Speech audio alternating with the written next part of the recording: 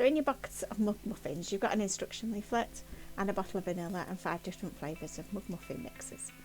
Apricot and sultana, white chocolate and fudge, chocolate orange, chocolate chip and a double chocolate.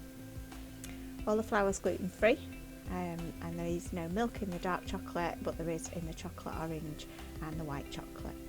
You need to add 3 tablespoons of milk, any kind, and a tablespoon of butter. Again, you can use plant-based if you want to, and a teaspoon of vanilla. Mix it up and then add the bottom half of your packet. Mix that up as well so you've got no lumps of butter left, unlike me. Then tip in half of the topping. Try not to sprinkle it all over your worktop, and then add in the other half just onto the top. Pop it in the microwave for 1.5 minutes. You might need a couple of extra seconds, and there you have a delicious Mugmuffin. There's a link in the bio.